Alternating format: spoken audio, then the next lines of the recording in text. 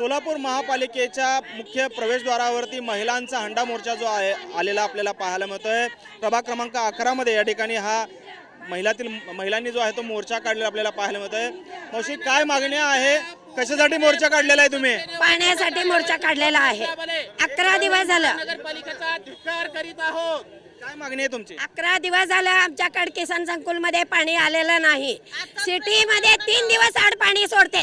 3 दिवस सिटी मधले लोक म्हणजे मोठे अधिकारी लोक आहेत का? त्यांनी इकडचे का भिकारी आहेत का लोक? का बरं पाणी सोडण्यात झालेत आम्हाला? जर आज पाणी आम्हाला 3 दिवस आड नाही दिला तर मी तर फाशी घेईन। तुम्हाला आश्वासन दिलं होतं निवडणुकीमध्ये की दररोज पाणी पुरवठा दररोज पाणी देतो। नगरसेवक सोबत आहेत, आता नगरसेवक देखील त्यांना पण किंमत त्यांनी देणं झालेत। नगरसेवक लोक रोज आम्हाला 1 दिवस आड त्यांनी विचारते तुमचा प्रॉब्लेम काय आहे।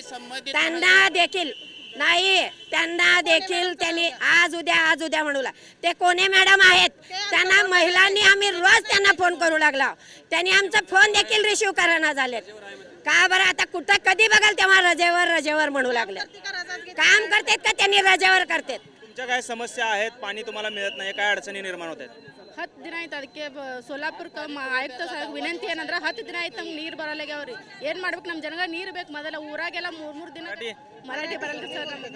आम्हाला 1 वर्ष झालं पाण्याचा प्रॉब्लेम चालू आहे। आम्ही 5 वेळा रस्त्यावरती उतरलो, आमच्यासोबत नगरसेवक पण उतरले, तरी नगरसेवकाचं पण कोण ऐकून घेत नाही। झोनचे अधिकारी नाही, चावीवाले नाही, कोणच नाही।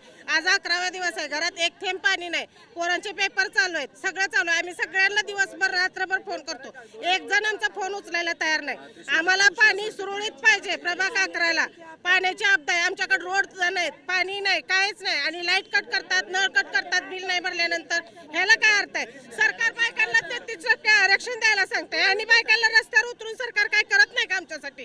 कशाला पाहिजे हे सरकार आम्हाला? जर बायकांना सरकार रस्त्यावरच उतरायचं आहे तर हे सरकारच नाही पाहिजे आम्हाला, आणि अधिकारी पण नाही पाहिजे कोण। काय तुमची अडचण काय?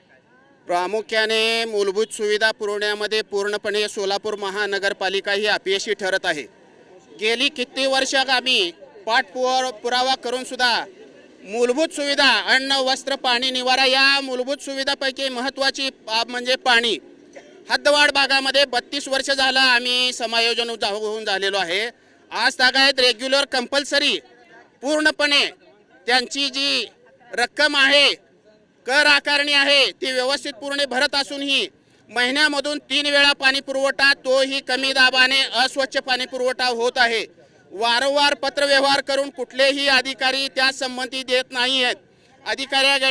अधिकारी वर्गाकडे गेल्यानंतर झोन कार्यालयाशी संपर्क साधला असता एकमेकासाठी उडवाउडवीचे उत्तरे मी त्यांना सांगितले, मी त्यांच्याशी बोललोय, टँकर पाठवतो, टँकर पाठवल्यानंतर तुम्ही टँकर घेऊन काय करायचं? आपापसात भांडण करायचे आहेत का? आम्ही टँकरचा पाणी पुरवठा कसं तुम्ही करणार आहात?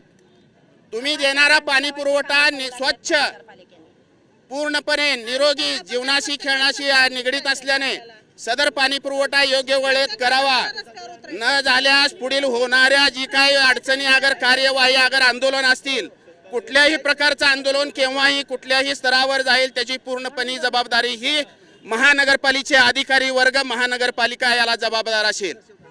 स्थानिक नगरसेवक आहेत, खरं तर तुम्ही नगरसेवक आहात, तुम्हीच आंदोलनाला बसलेले आहात, सत्ताधारी नगरसेवक आहात तुम्ही, काय परिस्थिती आहे नक्की? प्रभाग 11 मधून आता मी अजय पूनम नगरसेवक आहे। आज महिलांची जी अडचण बघितलं तर मला असं वाटतं की आम्ही सत्ताधारी आहोत की नाही हा नंतरचा भाग। महिलांचे जे अडचणी आहेत त्यासाठी आम्ही इथं आलेलो आहोत, आणि त्यांच्या अडचणी जर का सॉल्व्ह होत नसेल तर काय उपयोग नाही। मला हे सांगायचं की आपले दुसरे इतर 4 कामं जे असतील ते कमी करून मात्र पाण्याची जी व्यवस्था आहे ती आपण अगोदर केली पाहिजे। आज आपल्या महिला रस्त्यावर उतरणं, बाहेर या एवढ्या मोठ्या उन्हात त्यांनी बाहेर येऊन इथं आंदोलन करणं ही खूपच निंदनीय गोष्ट आहे, आणि हे मला वाटते महापालिका आणि आमचे सत्ताधारी पक्ष याची दखल घेऊन लवकरात लवकर ह्या पाण्याचं जो नियोजन आहे ते लवकरात लवकर। सभागृहात 1400 कोटी रुपयाचं पाणी वितरणासाठीच्या प्रस्तावावरती चर्चा सुरू आहे, आणि दुसरीकडे तुम्हाला सत्ताधारी नगरसेवकांना आणि तिथल्या स्थानिकांना आंदोलन करावं लागतंय।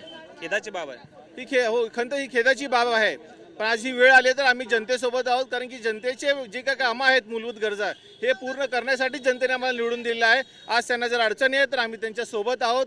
आम्ही सत्ताधारी तुम्ही म्हणता आहोत आम्ही, पण ह्यावेळेस आम्ही ते न बघता आम्ही जनतेसोबत कसं राहू आणि त्यांच्या कशा म्हणजे अडचणीचे दूर करू तो पाणी प्रश्न आम्ही जे आहे सभागृहात देखील आज आम्ही हाच मुद्दा मांडणार आहे की काही करा, अगोदर आमच्या प्रभाग 11चा जो आहे हद्दवाढ भाग आहे, खूप अडचणी आहेत, पाणी प्रश्न मिटवा. 4 रस्त्यांची कामं नंतर करा चालेल, पण पाण्याचं नियोजन अगोदर करा. आपण पाहतोय खरं तर सत्ताधारी पक्षाचे नगरसेवक आहेत, मात्र तेच आता या ठिकाणी महापालिकेच्या गेटवर आंदोलन करता आहेत. मोठ्या प्रमाणात महिला देखील दाखल झालेल्या आहेत.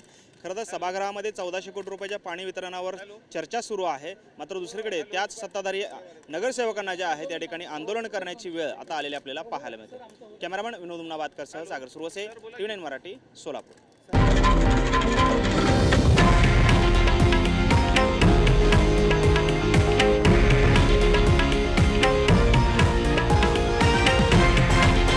हे आहे देशातील नंबर 1 न्यूज नेटवर्क आणि आपण पाहत आहात TV9 मराठी, एकमेव.